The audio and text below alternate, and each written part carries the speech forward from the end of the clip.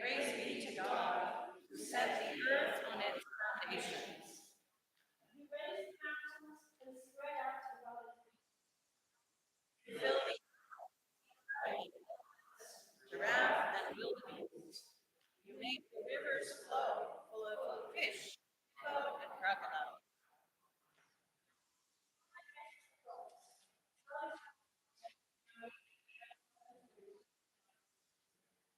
You make humans to dwell in village and town, to walk dusty roads and still fields, to toil in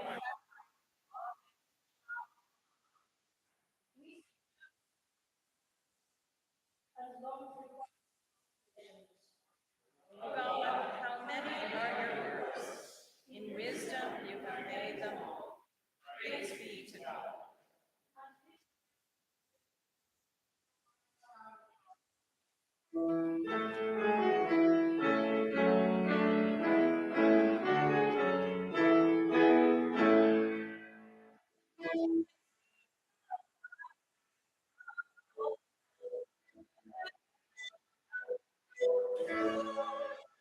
Let's spread the flowing seeds abroad, and when the dawn of day sky,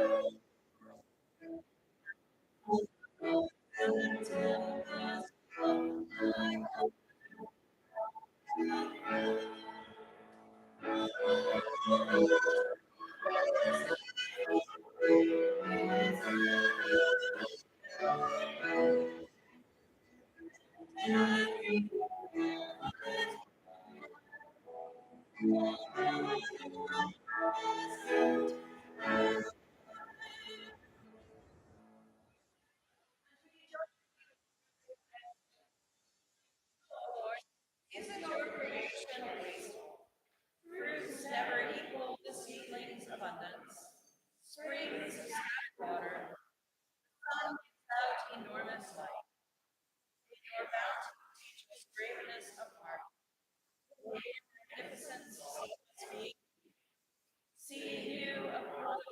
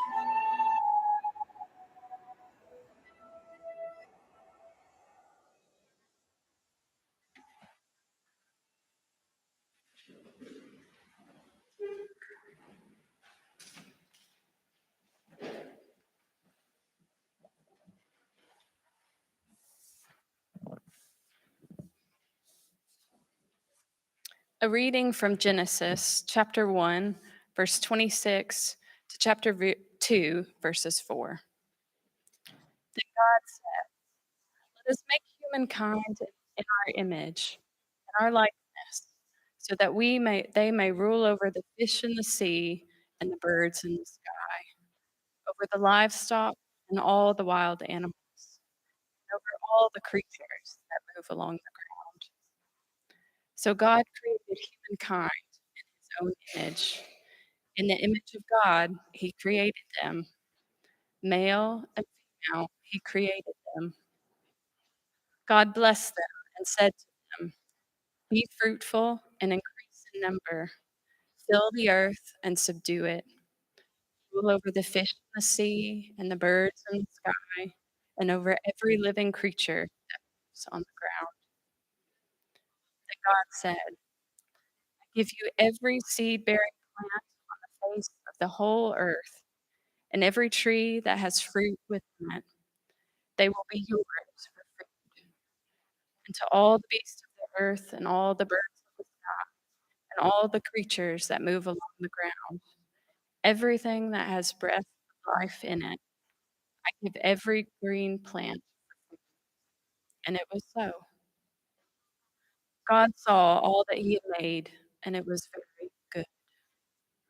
And there was evening, and there was morning, the sixth day. Thus the heavens and the earth were completed in all their vast array. By the seventh day, God had finished the work he had been doing. So on the seventh day, he rested from all his work. And God blessed the seventh day and made it holy, because on it he rested from all the work of creating that he had done. This is the account of the heavens and the earth when they were created, when the Lord God made the earth and the heavens. This is the word of the Lord. To God. I'd like to invite all the children to come join me on the steps this morning.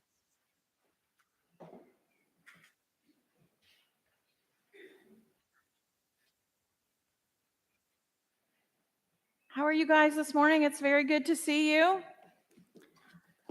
We're talking today, have a seat, have a seat. We're talking today about God creating the earth and just how much there was that God created. So I wanted to ask you a question. Have you ever tried counting stars and stuff? It's kind of hard to see the stars in the sky. How about this? Have you ever tried counting leaves on a tree? Do you think you could if you tried? No, I don't think so either. How about this? Have you ever tried counting the pigeons in the park? Yeah, maybe? Do you think you could add up how many pigeons there are in the park? Maybe? There's a chance of that one, right? How about how many rocks are in the seaside? Could you add that up? No? Can't count that? How about the number of fish in the sea? No? This is how the world was made. That there is more that God made than we can ever count. And just think about this. Think about people. Think you could count all of the people of the world, not just the ones that are alive now, but all the ones that have ever lived. Think you could count that? I don't either. That seems impossible, doesn't it? But God tells us that every single one of those people and fish and pigeons and leaves and rocks on the sand and stars in the sky. God has made. Everyone counts. That means you count. Sometimes you might feel like you're just one small person in all this crowd of people, but you matter to God. God made you just as you are, unique. Nobody else like you has ever lived before or will ever live. That's how special you are. And you know what? Creation isn't over. There's still new life happening all around us. In fact, did you notice somebody missing this morning? Who's missing this morning? Jared is missing this morning. Any have a guess about why Jared is missing? Jared is missing because his wife Hannah is at the hospital getting ready to have a new baby. Hey, they just left the hospital a couple of hours ago. So no baby news yet. I promise we will share. But I wanted the kids to know, first and foremost, that every time a new life comes into this being, we celebrate, don't we? We celebrate. We count every new child that comes along with great joy and celebration, and that includes you and Jared and Hannah's new baby girl whenever she arrives. So let's pray. Gracious God, thank you for the chance to celebrate your new creation. We pray for Jared and for Hannah as they await their baby girl. And we give thanks for every child in this congregation of all ages, even those of us who grown up already, and those of us who probably should have but haven't quite yet. We ask God that you would help us to see your abundance and to know your presence alive all around us. I forgot to look up Sunday school arrangements. Have a Sunday school teacher? And she's coming? Ah, okay. All right, good. Why don't you all go hang out in the back row, maybe with your mom, Ralph, and when she will get the door unlocked and you'll.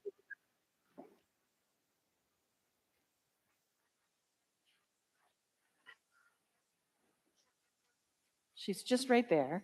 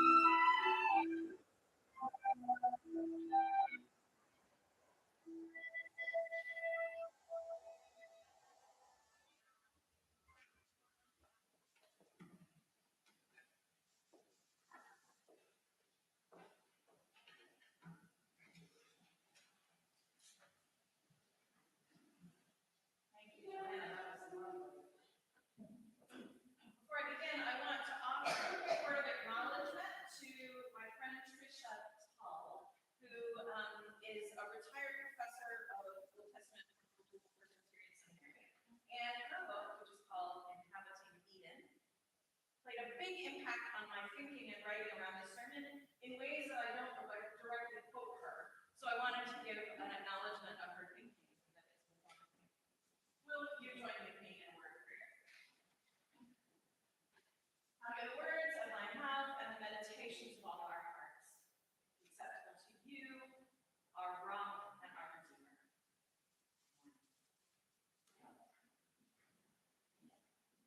So are any of you familiar with the expression in online communities, touch grass?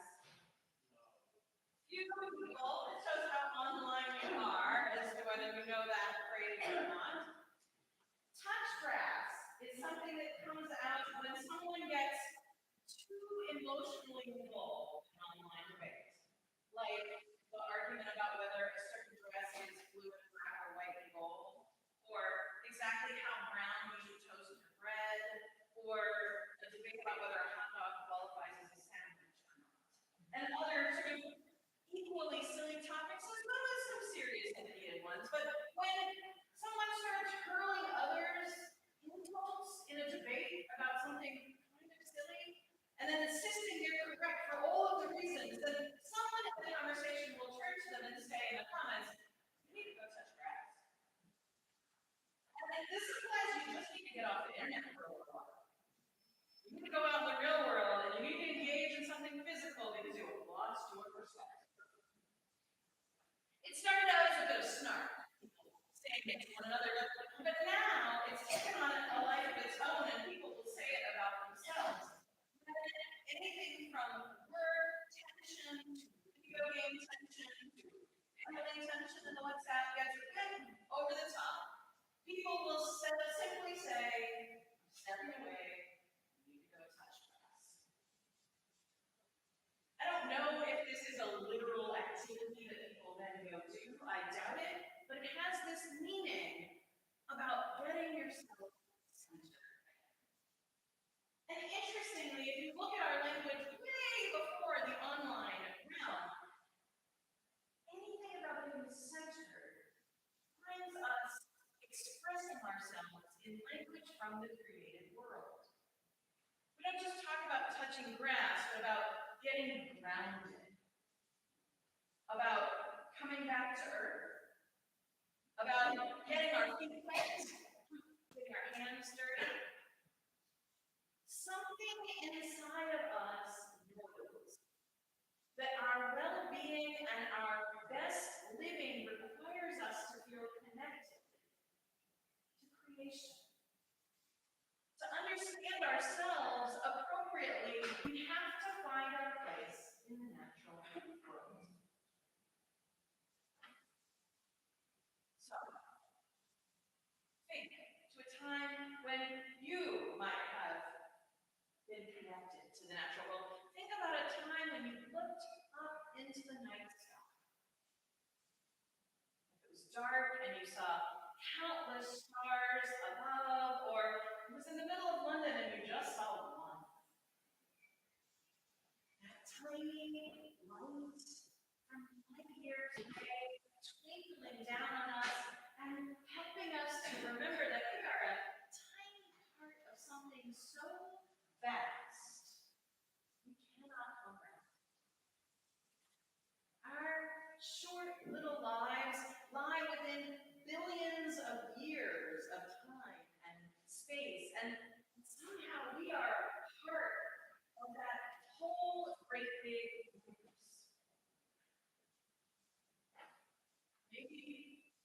watched a colony of ants do their work?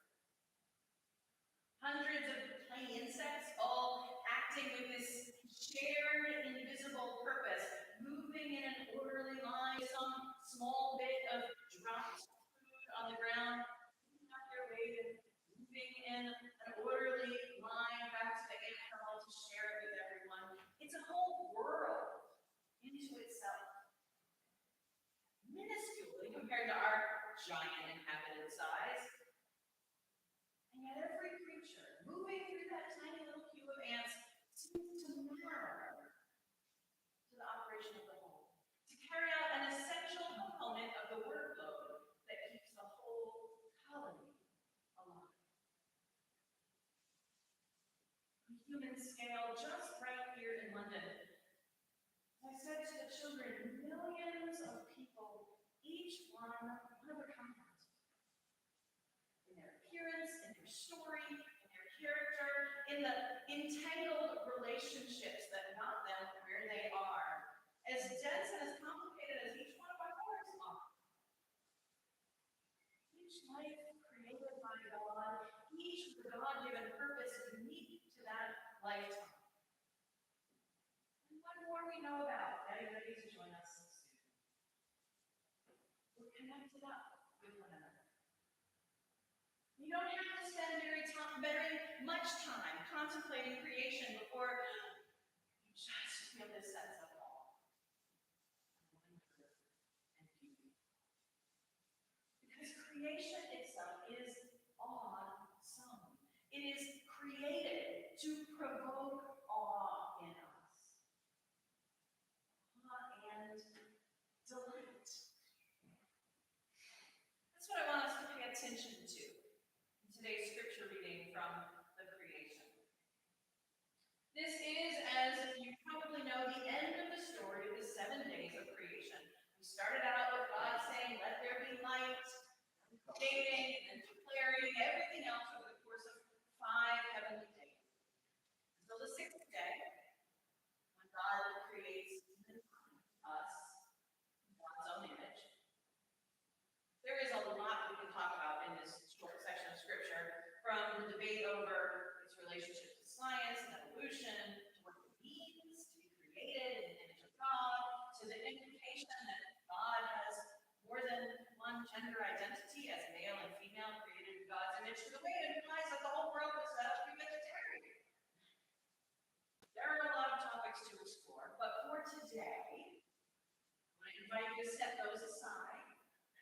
Focus in on these two. This invitation, this purposeful awe and delight.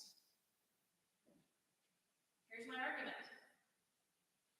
The culmination of all creation is delight. For us and for God. Creation itself is set up to be a feast. Now, I think naturally we like to read the story of creation as though it is getting better as days go on, right? We start out simple, light, dark, night, day, land, sea, and get into it. God adds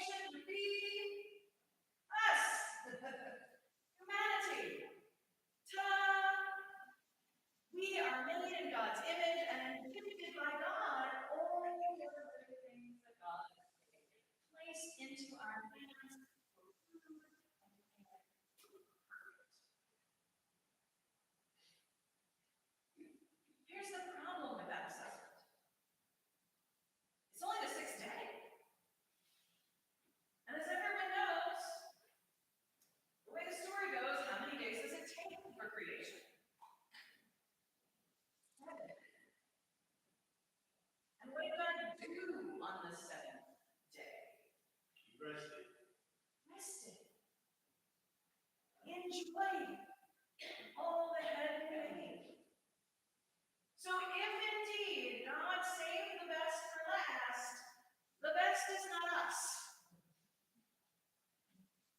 The best is the combination, the high point, the purpose, the true end of all creation is the delight. It's the Sabbath.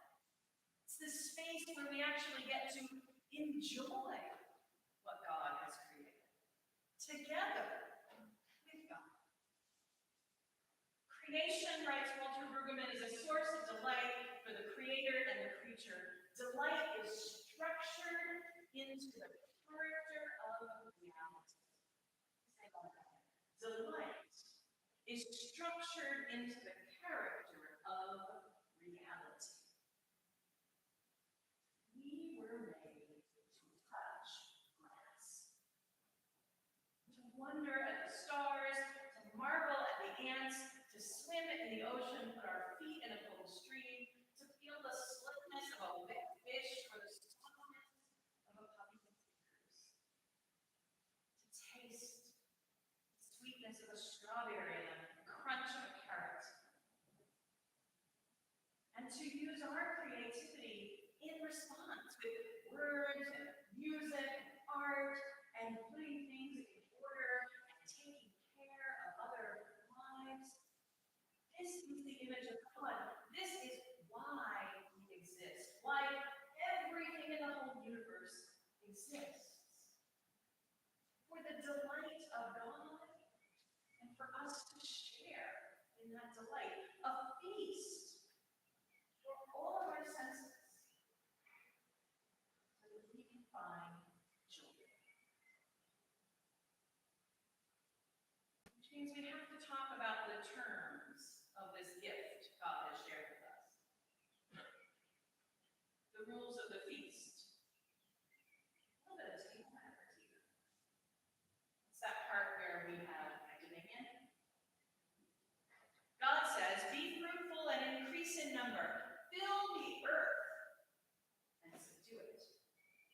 Rule over the fish of the sea and the birds of the sky and over every living creature that moves on the ground. Lynn White wrote way back in 1967 in Science magazine that the distortion and misappropriation of that one verse of Scripture can trace a whole history of exploitation and enslavement and ecological destruction. I don't need to tell you about climate change today. I could do a long teaching about the Hebrew roots, about how the word rule in Hebrew is about shepherding, and the good kings rule by being good shepherds and taking care of the flock. I could talk about how we're supposed to make sure every living person and living thing can be fruitful, survive, and multiply. I can talk and explore the difference between enjoyment and exploitation, care and consumption, delight and devour. But I think you all know that already. I don't need to point it. I can point it out, but I don't need to explain it. Instead, I'd like to tell you a story about my father that I think exemplifies the kind of relationship that God wants for us. My dad liked good dad joke. And one of his favorite bits of general dad humor was to stumble into a group of children, usually me and my friends, even with weird fingers, and loudly grumble out, "Who's in charge here?" Silence would fall the room. "Is that laughter I hear?" he would say. "Are you all carrying on and having a good time?" At which point newcomers into the home would get a little bit nervous before they come in. And I would roll my eyes because I knew it was coming.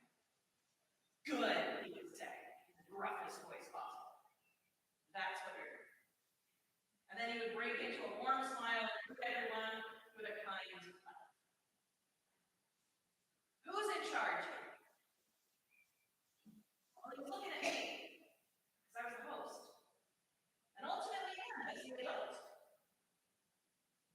And he made it our shared responsibility, not just he and I, but looping in everybody in the gathering, our shared responsibility to make sure that everybody was safe, that everybody was included, that everyone was welcome, that people had their needs met, and that we were able to carry on and laugh, have a good time together.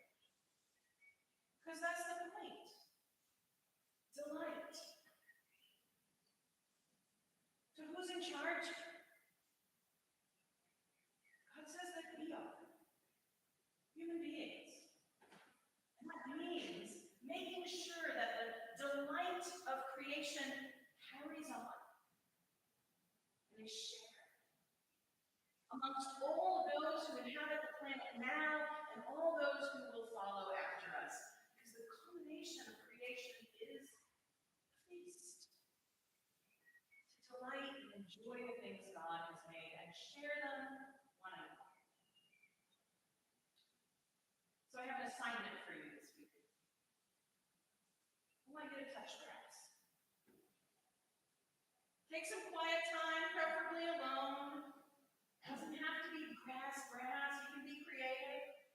But do something that is nothing more than observing creation. Go outside and stare at a rose bush. 10 minutes. Stop at the same tree every morning. Not just walk by it, but stop and look up and watch the leaves slowly unfold. Spend time with a houseplant. Look at each leaf and how it's different, and watch if they change or if they grow. Watch the soil and see what it does. Pay attention. Pet your cat. Pet your dog. Pay attention to how soft their fur is, and how warm their body is, and how wet their nose is, and how wet their tongue is. Eat a piece of fruit or a vegetable. Think about how good it looks and tastes and smells, just as God made it. And delight. Because that is the starting place. For gratitude, for grace, for caring for one another and caring for this earth. Thanks be to God. Amen.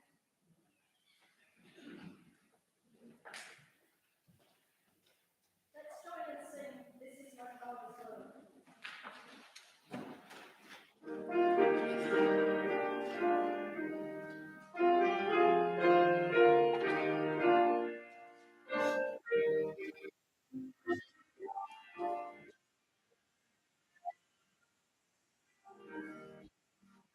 This is my Father's world, and to my listening ears, all creature sings around me with wonders of the sea.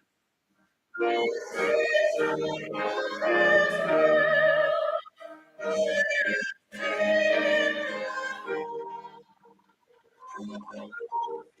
Jesus, God, what is heaven above wonders wrought. This is my Father's world, and the words that heavens bless, eyes done,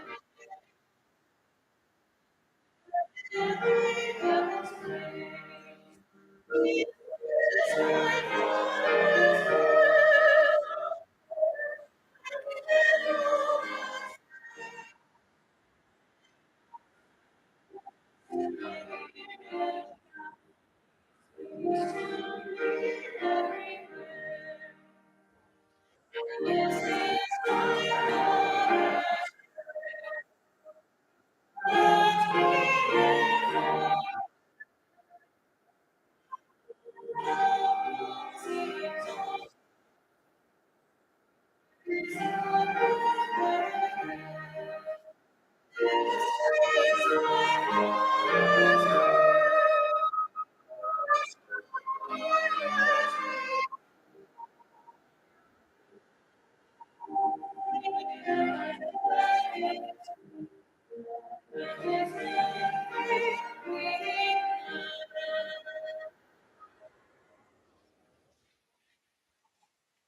Maybe seated.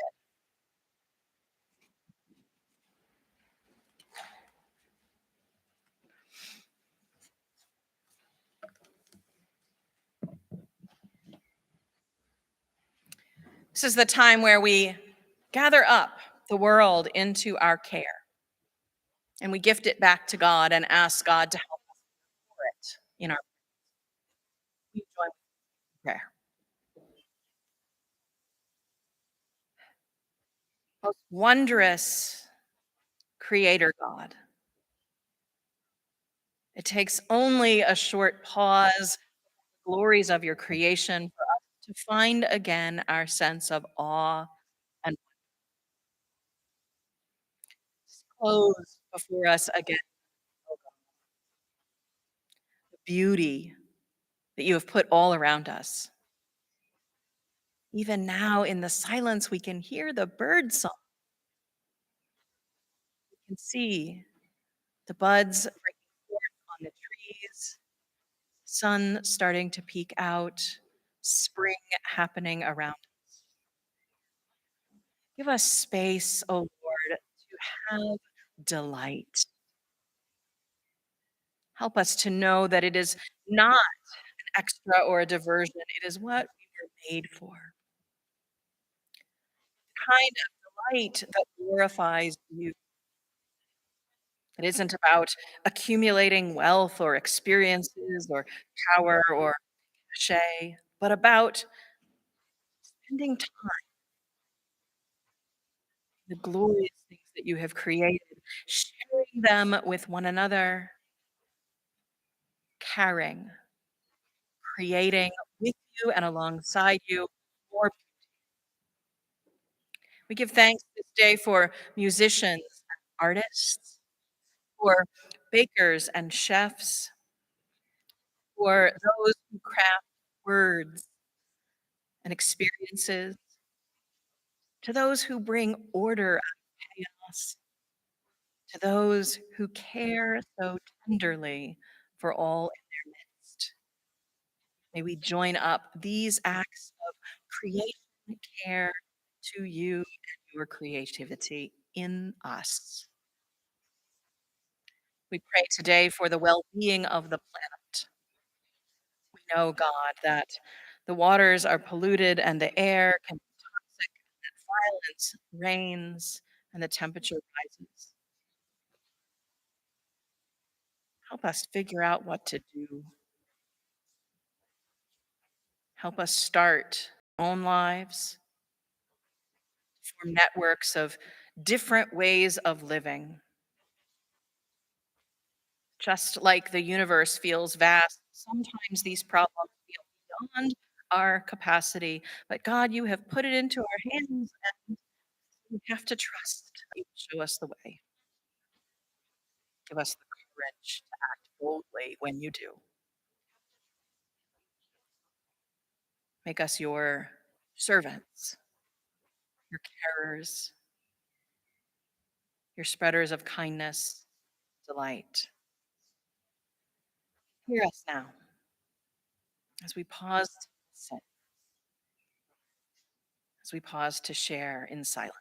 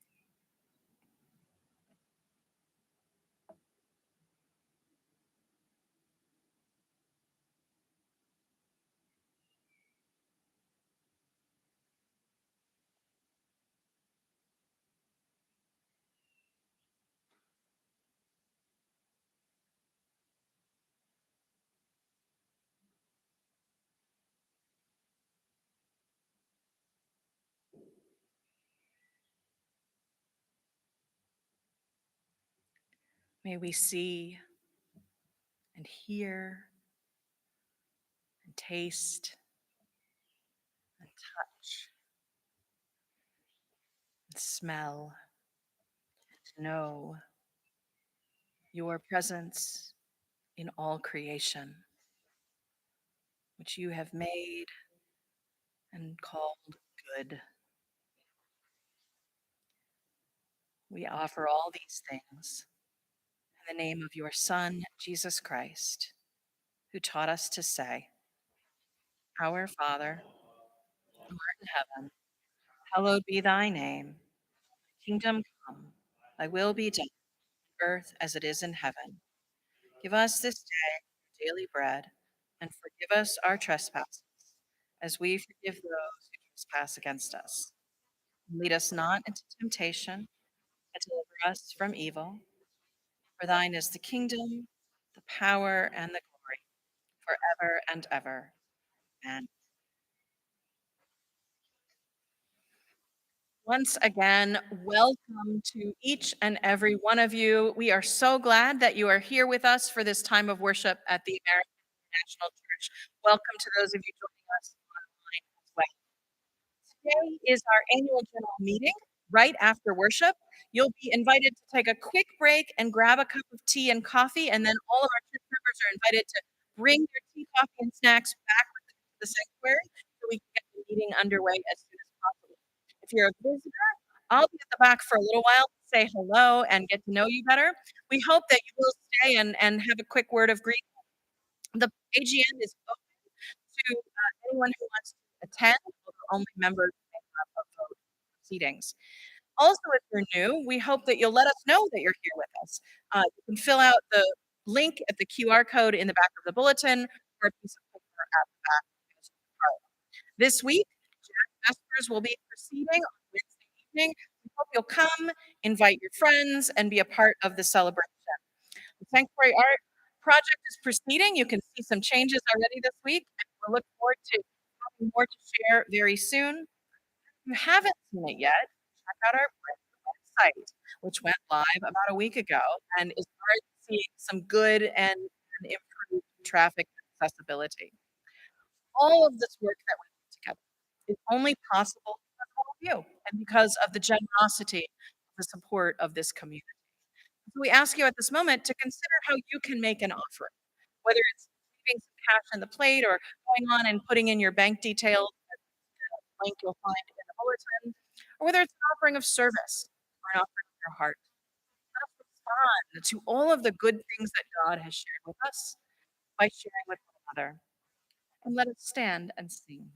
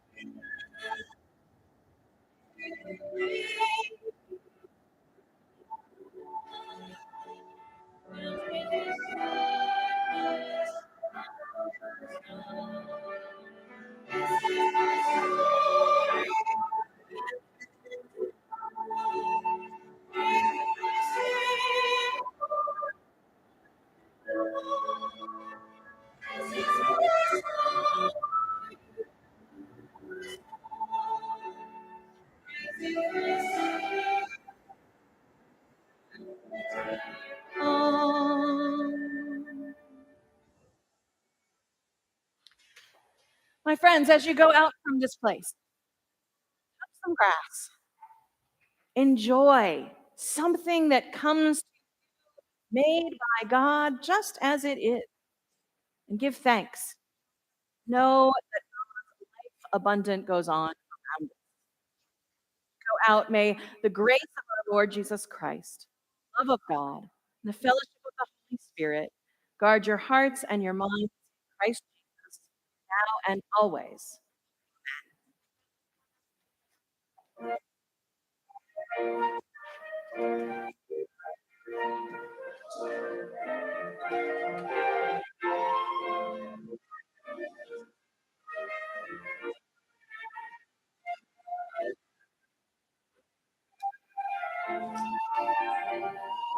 Howdy, Clyde.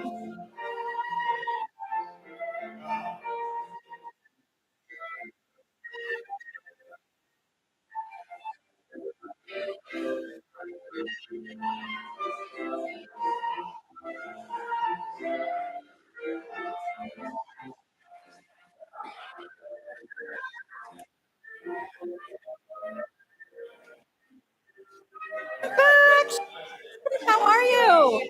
Good. Good to see you. You. Well, you're all have as much into the yeah. Good. Oh, lovely.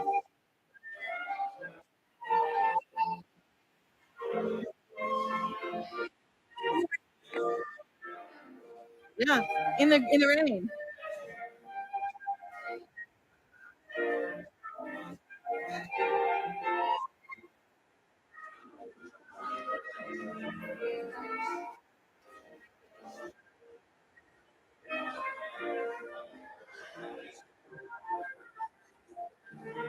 Hmm? Thank you. Thank you. Good. Good. Pardon? Yeah, it was my words, but some of the ideas I heard for her. Yeah, I always want to give credit when I do something.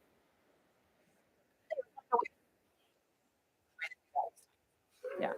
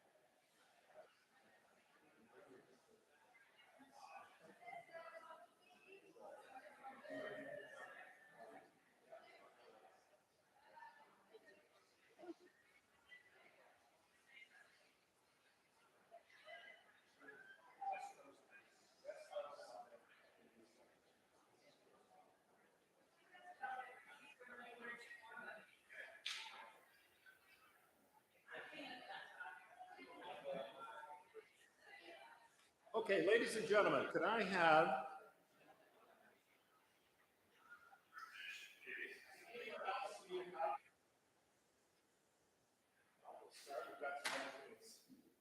for you. Welcome. All. Thank you for being with us. Welcome to those of you watching online, either live or later in the week. For those of you I haven't met, my name is Steve Howard. I'm the president of the council for another 20 minutes or so until we have the next election. But thank you for joining us today. Our charter documents require that we have an annual general meeting every spring to review how the previous year went, to the congregation. You can have another copy. Those of you online will find this online. We want to make sure we have time to answer any questions, whether those come up today or subsequently. It also requires that we submit for approval the budget for the current fiscal year, 2023, which we will do. We propose and vote on a slate of officers and committee members for the church council and other important working groups within the church. And that, as you've seen from the agenda, which was in your bulletin, if you don't have a copy of it with you, a little bit of update on where we are as a congregation, what's happening in this very uncertain world in which we live in. So as I said, there's a couple of things that we officially approved today, a few things that we want to share with you. The annual report has both narrative and numbers. It talks about what's been going on right in the church, both from the business, how are things going with the leftover rentals downstairs, an important part of our budget, income here, but more importantly, it talks about the reach of our ministry and the direction of travel that it's all going in. 2022 for all of us has been a busy, pretty volatile year as we come out of COVID as a community, as individuals, as a congregation. We have seen a lot of change and increasing momentum. So think about that in the context of what happens in this building and beyond. We've seen our ministries, we've seen our rental business, we've seen our outreach all accelerate in a very encouraging way. Long may that last. We have been doing an awful lot. We've talked about renovations, we've talked about welcome statements that are in your pew, making sure that we are indeed an inclusive, and open place. We've talked about how we market what we do and how we share what we do. We mentioned our new website that you will have seen a number of changes both in our logo and how we communicate both in print and increasingly importantly online as we reach a wider audience out there. We, of course, always have more to do in this regard, ways to go, but real progress. We're going to talk in a minute about the finances. Sir, we've got to get on an airplane soon, so we've got to keep this thing moving this morning. I promise to be as brief as possible. We'll talk about both what's happened last year and what our budget looks like for this year. Let me just say that we are in a good place. We have solid financials, which is great. Both our cash position and our investment account is in a good place, and long may that last. We exceeded budget last year. We weren't sure what to expect in 2022. It was a very uncertain time when we had this same conversation last year. On a number of fronts, both in giving terms and in rentals, things have been better than we expected, and that's very good news. We will talk a little bit about staffing plans going forward. We're a little thin on the ground today, as you can see. Wonderful news about Jared and Hannah. But we've also got to think about how we replace Jonathan's role and what that means, and Jennifer will talk about that in a moment. And we've also been spending time as we think about the life of this church, about the growth and where are we going with all that. And what does growth mean and how do we measure that? Our vision and mission statements talk about much more than simply what happens in the sanctuary on a Sunday morning. So much happens in and around this community, both in this building, every day of the week for anybody who's ever stopped by, to things that happen in the community around us. We're very focused on making sure that we continue to build on the momentum that's been happening there, and that will continue, as well as, trying things, fresh ideas like the Jazz Vespers that we have been running for the past couple of months and will continue. Great fun for those of you who haven't yet attended them. Anyway, what I'm going to do now, I'm going to pause for a second, invite Serge up to talk about the 2022 numbers that are in the back of the 22 annual report along with the budget. We'll pause then for a moment to see if we have any questions about last year before we tackle the budget for this year.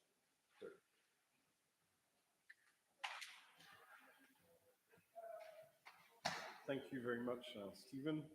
So my name is Serge Ramin. I'm the treasurer of the American International Church.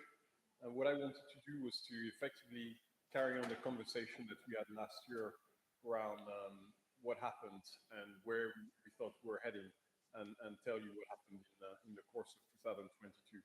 So what I remember from last year was that there was certainly uncertainty around the budget. I had put forward a budget which showed a £20,000 surplus, and some members of the congregation had noted that that £20,000 was after £100,000 receipt from insurance. So effectively, we're forecasting that we're going to lose £80,000 in the recovery year. So that was one element. And then the other thing that was in the background was the fact that during the course of 2021, the church had also had to dip into some of its cash reserves to support investment.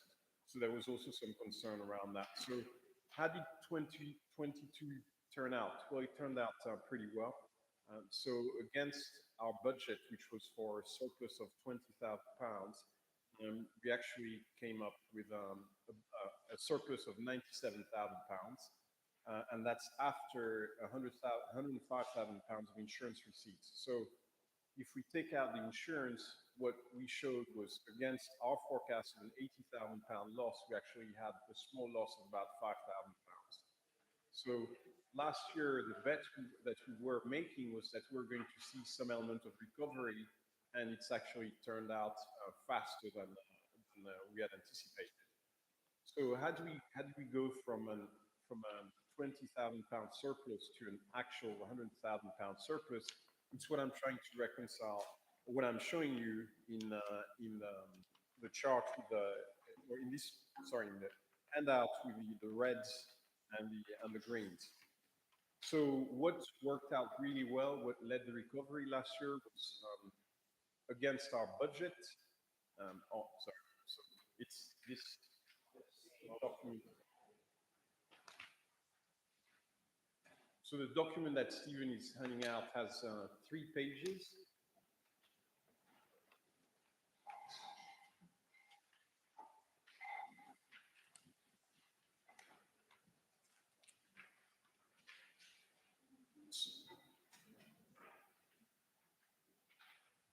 So the document has 3 pages. On the front page, there is the 2023 budget. There's the 2022 actual, so in columns, so going from left to right. On the left, you have the 2023 budget. In the middle, you have the 2022 actual. And then on the far right, you have the 2022 budget. So this front page tells you effectively in numbers what I'm going to cover. And then if you flip over to the middle page, page 2, what I'm showing you is a reconciliation, effectively an explanation of how we got from the budget to the result. So that's what I wanted to spend a bit of time on. So as I said, we had a budget surplus of 20,000. We came out with a surplus of £98,000. What drove that? In green, Latch Court. Latch Court is a big income generator for the church. And Latch Court this year effectively generated £143,000 more in revenues than we had anticipated. Latch Court rents rooms for the theater business. When the theaters reopened, the demand for room rentals increased. So that was a big driver. That's what we show as rooms, £112,000 ahead of forecast. And then the stalls, which is effectively the dining service for local people working. Again, as the economy recovered, people came back to work from offices. They needed to get food, and Latch Court and the stores business recovered. So that was £31,000 ahead of forecast. Then we had a couple of other significant positive elements. The main one was Camden grants. There was an application that was done by the former community minister, which was successful, and Camden effectively granted £30,000 to the AIC, unrestricted, to be funded in 2 installments, one in 2022, which we received, and one in 2023, which is coming. Giving was a negative, so we're not completely recovered. The forecast was that we're going to go back to 2019 level. We're still about £20,000 short. But whilst we were short, there were some positive elements. So on the giving side, the foundation is now up and running, which means that for US taxpayers, there is now an efficient way of giving, and that's actually working. So the foundation collected or received in gifts about £13,000 for the last 2 months of 2022, and for the first 3 months of 2023, they've received about £18,000. So it looks like people are aware of the new opportunity and making use of it. And then what we did also was that as we saw that things were improving, we decided to make investments. So in the case of AIC, investment means investment in people. Stephen has touched on the jazz program, Jazz Vespers, paying musicians to come and perform. It was also an investment in staff administration. So we have a new secretary, Chris Wang, who's joined and who's effectively strengthened the operations of the church. So that clearly has a cost associated with it. The other investment that we made was on the marketing side. It's you saw the initial installment effectively of the marketing program with the new visual identity, which was then followed by the launch of the website. So all that costs money, and that's an investment that we decided to make as the church was recovering. We also had we were able to save a little bit on maintenance because, as you remember, in 2021 there was a big maintenance push with the focus on that when we redid I think tackled the roof and all that. So in 2022 there was a bit less maintenance than we had budgeted.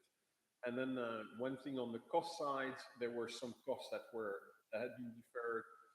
We need to improve a little bit the controls, but there is a £19,000 overspend on office expenses, and we're going to we've tightened that, and we're confident that in 2023 we should be able to bring office expenses back to a more a stable or a level that's closer to the budget.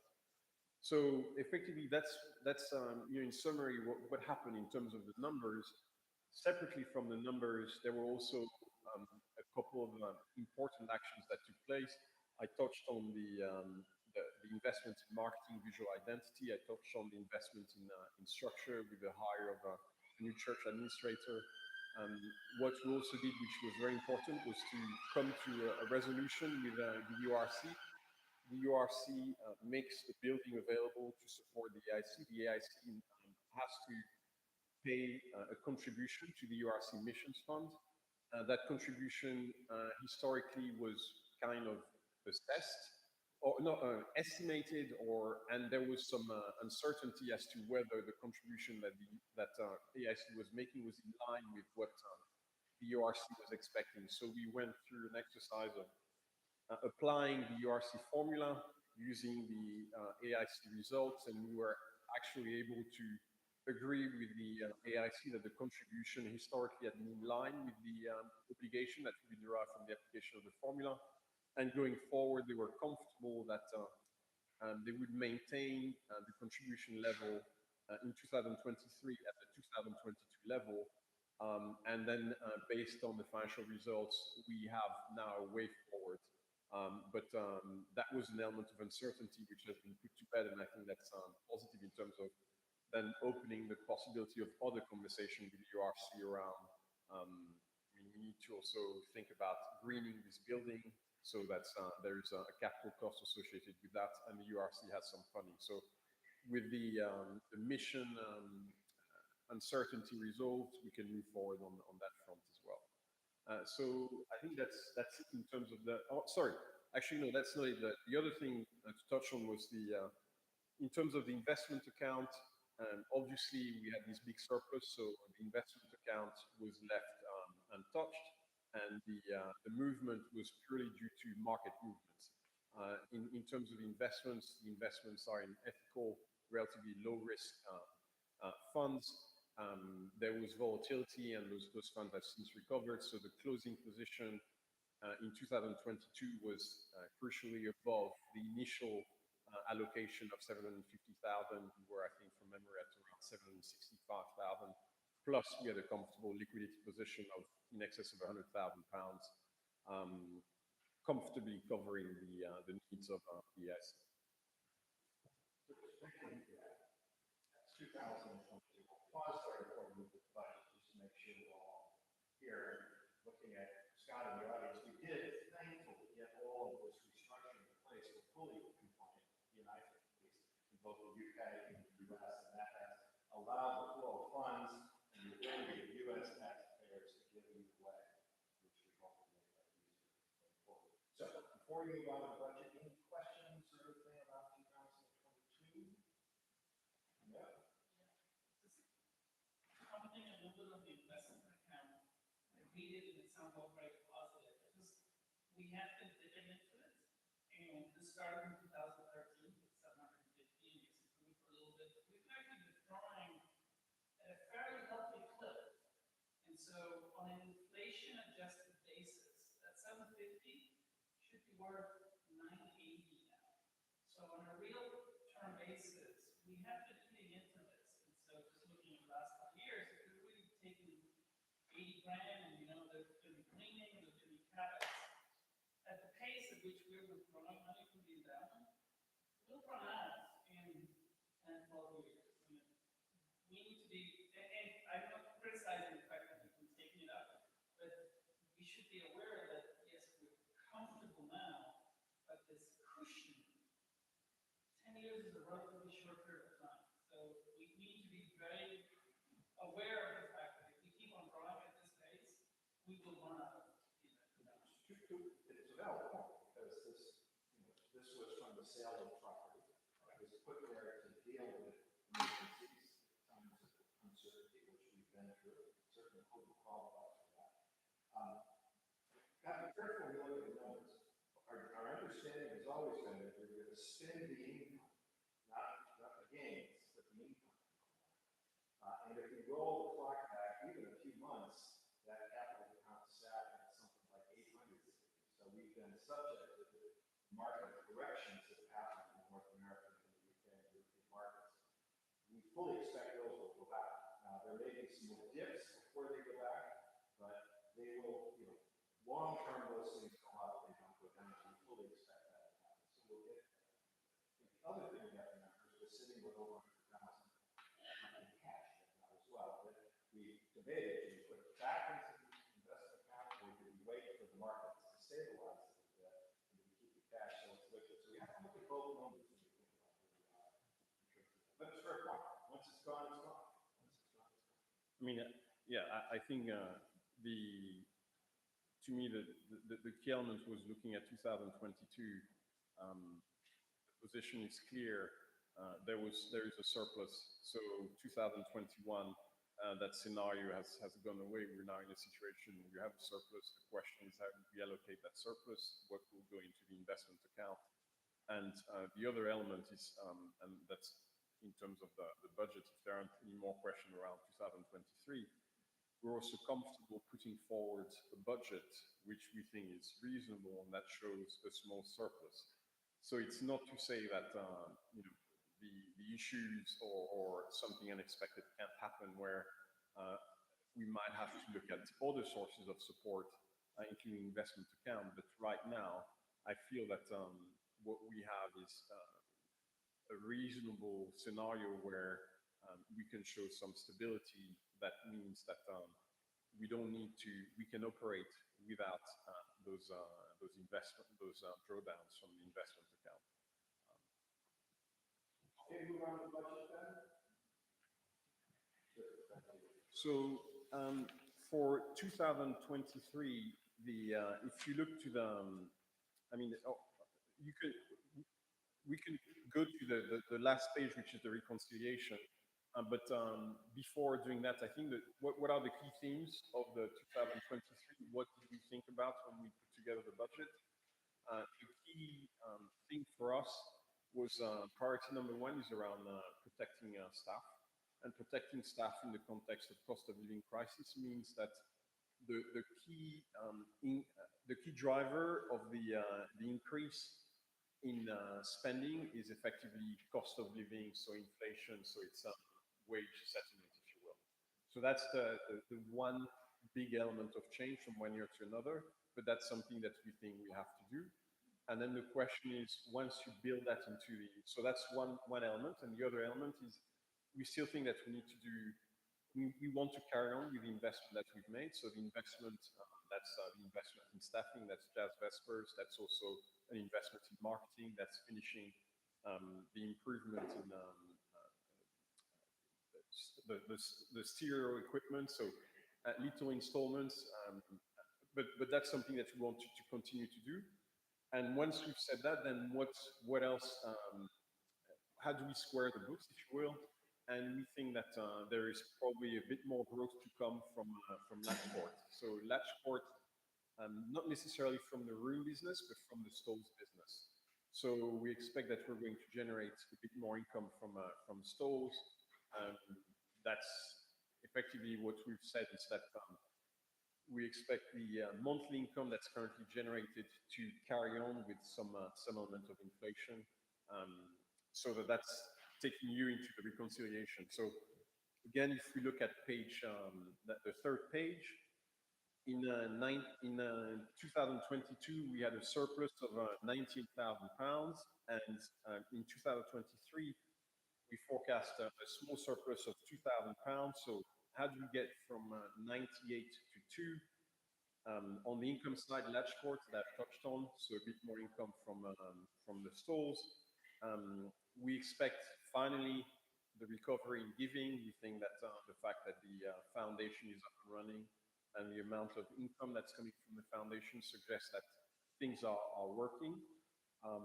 And then insurance, the negative 105 means that we're not going to get any more COVID-related insurance payout. So it's not that we have a big insurance to pay, it's just that what we had in 2022 result is just not going to happen again. So then on the cost side, I've touched on the cost of living, so effectively the investment in staff, marketing, £7,000, continuation of the marketing effort, and a small increase in maintenance spend. So all in all, that's what takes us from the £98,000 surplus last year to £2,000 surplus this year. So what does it mean in terms of the liquidity position of the church, and what does it mean in terms of the capital position of the church? Liquidity, because we're forecasting a surplus and we have about £120,000 in cash currently. Well, that shouldn't change. So we should have just about the same amount of cash. So what are we going to do with the cash? There is the £30,000 emergency loan that the URC had granted, which is going to be repaid at some point. But that's the only cash outflow, if you will. And then we may decide that if markets stabilize, some of that surplus is going to be allocated to the investment account. And then finally, in terms of the capital position, again, because we're forecasting a surplus and because we have enough buffer in terms of the liquidity, the cash on hand, we don't need to dip into the capital account. So that capital account is invested and it will grow or hopefully grow, but subject to vagaries of the market.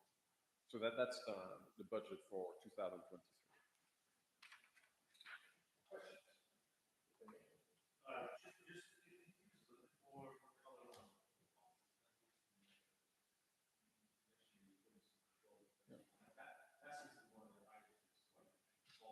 Yeah.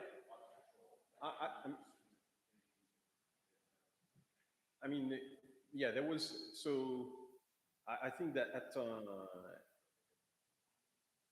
you had a big squeeze in 2020, 2021, and then I think procedures were probably not as tight as we wanted them to be. So Chris coming in is probably a way of helping and making sure that things run and we have more visibility.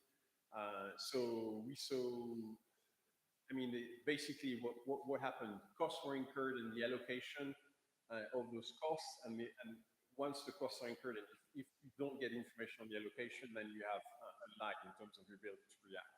So we've done a lot of work with the accountants to streamline the procedures so that we have proper, quick allocation of all items of expenditure. We have a monthly reconciliation, which is then fed into the results that the council sees, and that gives us a much better ability to then decide whether we're on track or not.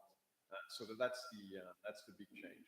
And just one thing actually, which I didn't mention, but I think it's very important. The accountant Munish has been, I think, working for 10 years for the IC. He's now based in Canada, but continues to support and prepare the accounts graciously. So that's a huge investment and a huge benefit that we derive. And I think that it's worth mentioning him in name because of the tangible contribution that he's making to the running of the church. The biggest thing being, let's get into the right category.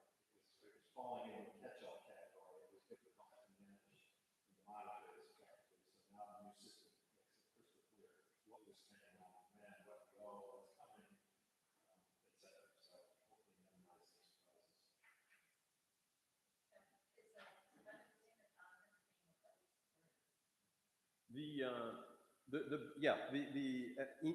There is no change. So right now we're assuming that we will have a new community list, or we will have the person that the team decides fits whatever role we want to create. But in terms of the allocation, there is the allocation in the budget. So there shouldn't be a concern that there is not the cost hasn't been budgeted for. The cost is in the budget.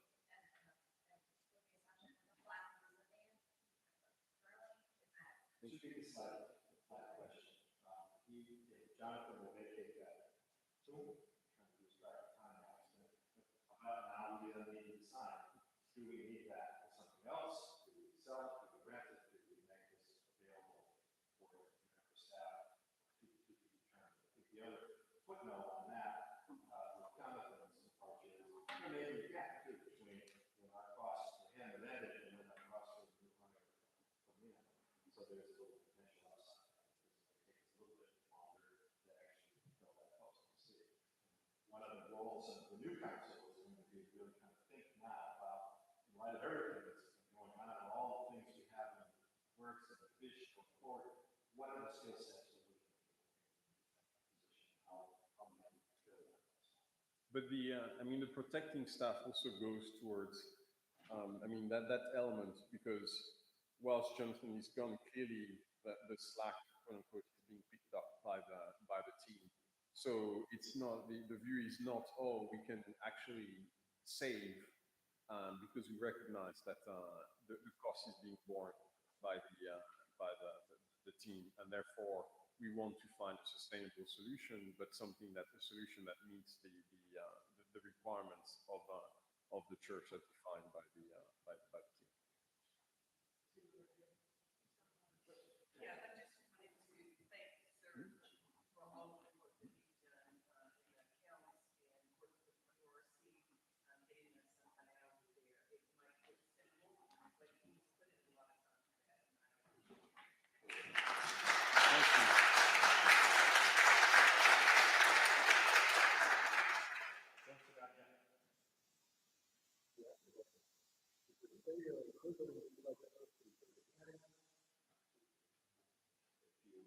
Object, please raise your hand.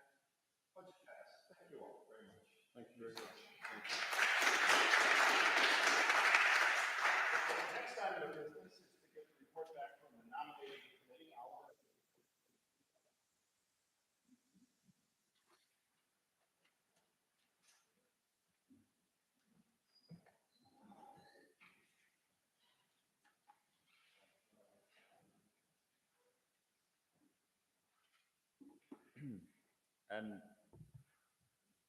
Afternoon, everyone.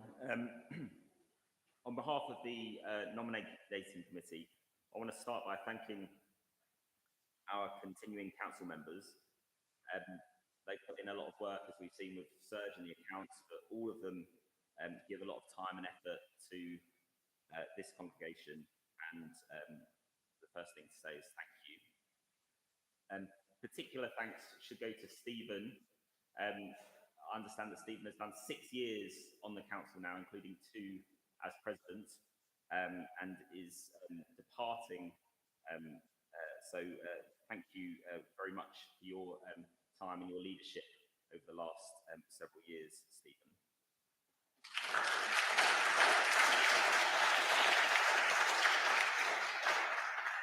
In terms of the nominating committee, I want to say thank you to Shirley who has served a long time on the nominating committee, doing quite a lot of the heavy lifting over the last couple of months. So thank you, Shirley.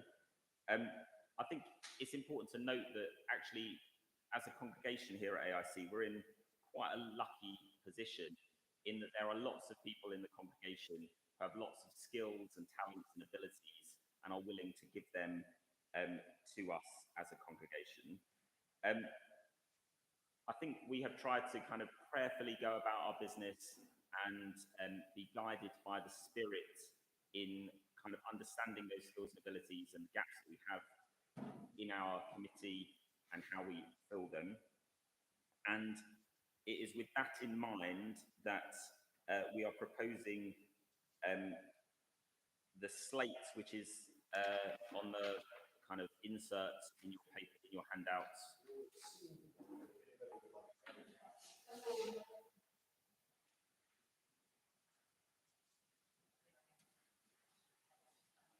So, as everyone gets the papers they need, you will note that we are proposing 2 additional nominees to serve on the committee for the next year.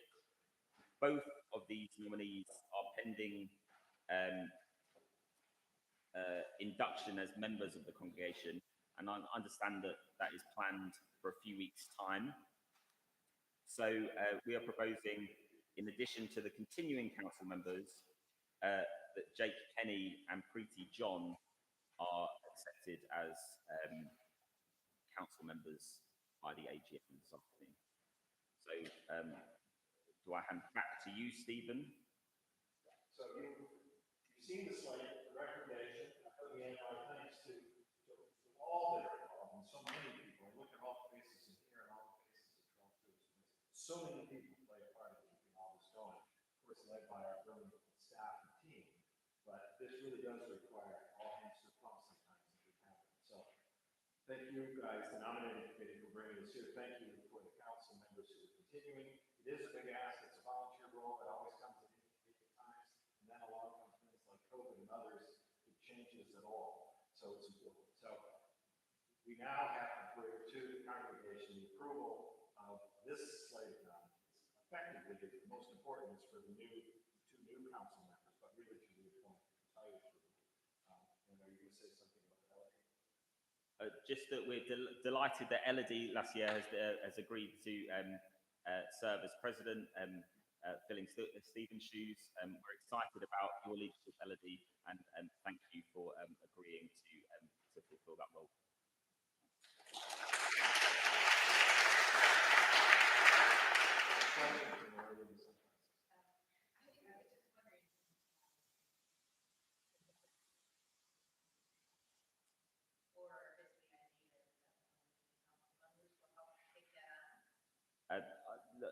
I think it is to a degree for the new council to determine the roles that they fill, but I think that the committee has made the kind of the nominations with a view to Preeti fulfilling that missions role formally, but I'm sure that Elodie will keep her hand in to a degree, and others will support her in that.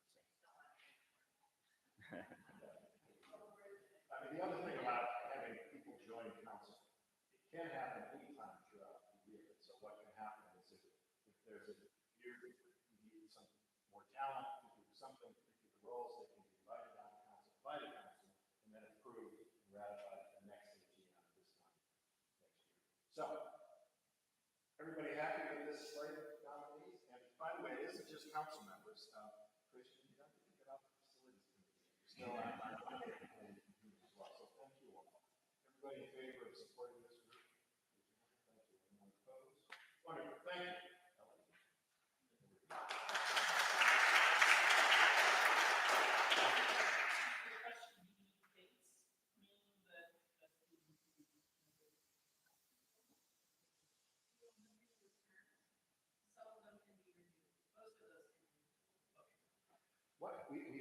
there's sort of two governance things at play. Because we did this new structure, new articles and everything, we sort of started over on everybody's tenure because effectively they were trustees of the new entity for a short period of time.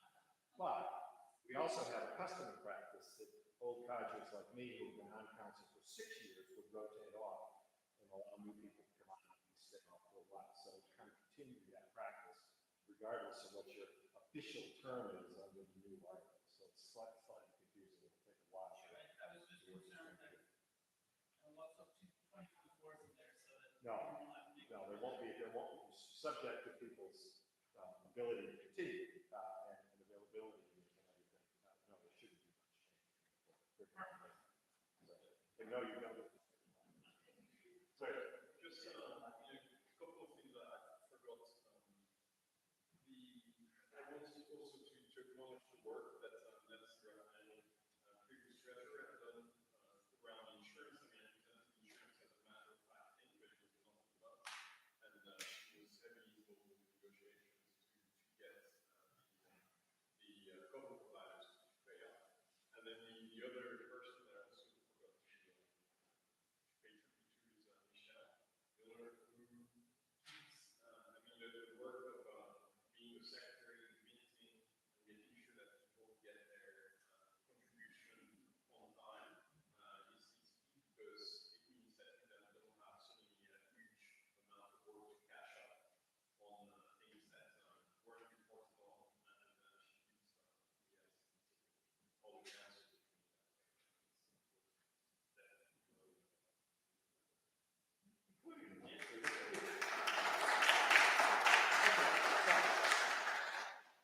One last but important bit of looking forward and where does this all go? I think I used up all my batteries on my microphone. I get to stand up and talk to you all every week, but I don't usually get to talk about sort of where we're going and what we're all about, except to the council. But I'm not going to keep you long, don't worry. I could talk all afternoon, but I promise I won't. I'll start by just observing that this July will mark the completion of my 7th year at AIC. It's hard to believe it's been that long. It's been a bit of a whirlwind in the midst of all of that. But if you think about it, we are a very different church than we were 7 years ago. Looking around the room, how many of you were here 7 years ago? Not as, pretty good, but not even half, right? And I think we've shifted our identity in some key ways, that we don't see ourselves solely as an expat community anymore. We really, this international identity that launched before I arrived has sunk in much deeper into the fabric of who we are. We are people that come from all over the world and have lived in lots of places, locally and abroad. We are less American and more hybrid in who we are. And we've really owned our identity as an urban church. We are a city center place to be. And much of our life is driven by our locality here on Tottenham Court Road. So, you probably are aware that 7 years is kind of a biblical number, and it represents a bit of a cycle in life. You know, you probably also have heard of the 7-year itch, which is a common thing in marriage. I can tell you I'm not itchy after 7 years, but it is real, this need at this particular break of time to say, you know what, I think something has come full circle and something new might be about to begin. And it feels like that is about where we are. In the Bible, creation took place in how many days? 7. I set you up this morning. I wrote this before I wrote the sermon, just to be clear. Did not realize that. And then the 7th year is the in years terms in the Bible, not just the 7th day is a Sabbath day. 7th year is a Sabbath year. Every 7 years, debts are to be forgiven, and you get a clean start. Every 7 years, all enslaved people are to be set free, because no one should be enslaved forever. And then even in the New Testament, Jesus says, how many times should you forgive somebody? 70 times 7, which is this expression of fullness, completeness, perfection being wrapped up. And when you get to this place of completeness, just like it came out in the sermon today, you breathe, you take a rest. figure out what's next. And I think that we can experience in ourselves this year a sense of having completed some really important things. It was only last March that we held our vote on being a welcoming and inclusive congregation and identifying to do both same-sex and opposite-sex weddings. It's only really since the autumn that our charity work transition has been complete after 6 years. We brought Stephen on the council 6 years ago to help get through this, thinking it would be a year, I think Stuart promised you. You know, then COVID hit and slowed everything down, and we had a vision that involved calling the positions filled by Jared and Jonathan for community minister and faith formation minister. We began that vision and lived into it 2020, but it all got slowed. And finally, this autumn, we were running the ministry, the program, the events that we had imagined doing since 2018, 2019. The annual report captures all of that. But it means that I think we're now in a place where we go, before we jump into the next thing. So I think that means that we enter a phase that looks like learning, like imagining, like listening, like discussing, very much like it was for those of you who raised your hand the first couple of years that I was here. When we were trying to think, you know, who are we? What are we about? What are we going to do next? And then after we do some of that work, then we go on to the experimenting, proposing, designing, shaping, deciding, and then we embody, we execute, we live into those plans. So when you ask me what's coming next in 2023, the best and most faithful answer I can give you is I don't know. And I can't wait to find out. Both of those things together. So we've had a little theology joke going on around the office that we needed to block out this knowledge that Jared was going to be off on parental leave. But we didn't know when it was going to begin, like today it began. And we didn't know, therefore, when that 4 weeks would be over. So we had to kind of clear an 8-week window at which this 4 weeks might happen. And we've been referring to this as the cloud of unknowing, right? So for weeks now, well, we can't plan anything because that's in the cloud of unknowing. Well, the cloud of unknowing is an anonymous book of Christian mysticism from the Middle Ages. And it teaches that sometimes God requires setting aside our desire for plans and answers and to simply rest with the unknowing so God can find us. We inquire, we wait, we discover, and we trust in the mystery. And so I thought Jared would be here to be in the cloud of unknowing, but guess what? we're still in the cloud of unknowing because we don't know when the baby's coming, but we know it's soon. I think this joke might be our spiritual place for a few more months as a congregation. A time for us to reassess, think about what's next. There's a lot we don't know, but there are some things that I do know. Some inklings of direction that I want to share with you. One very important one, which is that I think we will still need a full-time person to do the work that Jonathan has begun, to have that community presence and neighborhood witness, and also to carry on the work that Jared has done, that we have generally a right configuration. Exactly what skill set they need, exactly what the job description looks like, that's the planning part. We'll get there, and we'll get there in the coming months. I think we want to keep increasing our public witness. We've heard this in the budget presentation. We've got ideas about we've done the inside signage, we've done the online signage, we've done the logo, but there's nothing out front that's visible yet. That's coming in 2023. We want to grow our place as an inviting church.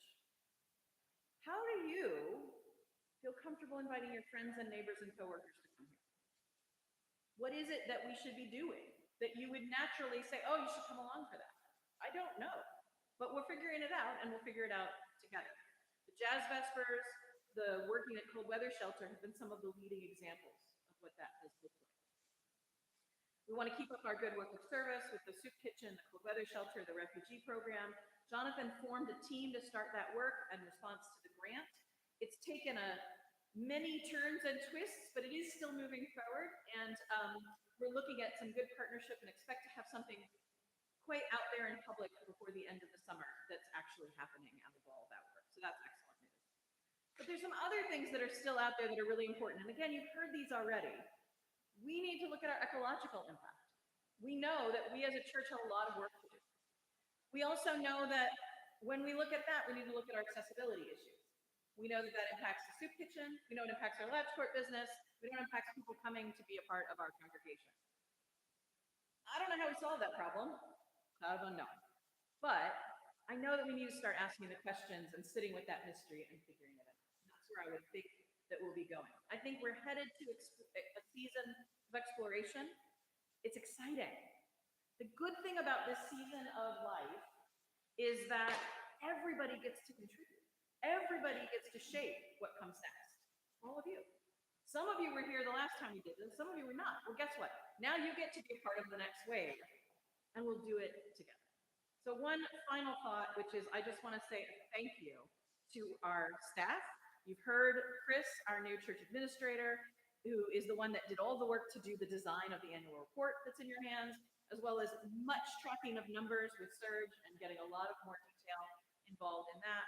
Monty, the latch court business and the booming nature of it is his hard work and vision. Jared, obviously, who's not here, and all the work he's done. The Jazz Vesper service is really his craft with Scott and his to execute. And of course, Scott, excellent in every way at what he does in leading us with great energy. And of course, there's the council. Emily Dima, who has worked on membership issues. You've heard good things about Michelle. Michelle makes sure we do what we say we're going to do when we say we're going to do it. Tanji, who always asks the hard, right question right when we need to hear it, and make sure that we are always doing the right thing. Elodie, who led us through the inclusion process last year, and how will bring new vision and new leadership to us as president. Nicole, who is our personnel chair, who has seen us through all the questions that no one ever cares about if they're handled well. So that's a good thing. Serge's work you have already heard and witnessed. The ability that he has to process all of the granular detail and give it to us in a manageable, understandable way is incredibly impressive.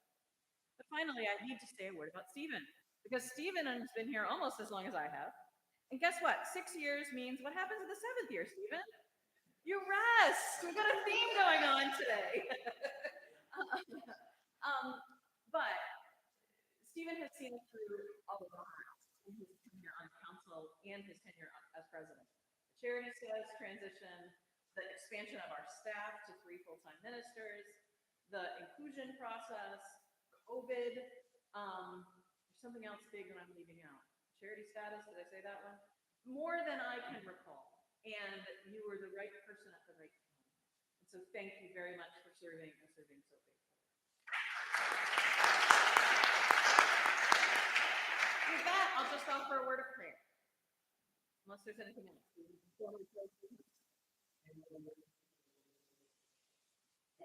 Okay. Gracious God, thank you for this congregation filled with your servants, for their passion and their insight, for their dedication and the gifts that you have placed into their hands. I ask that you would bless us for the work ahead and guide us to know what that work will look like, so that always we can follow you, serve you, and love you. In Christ's name, amen.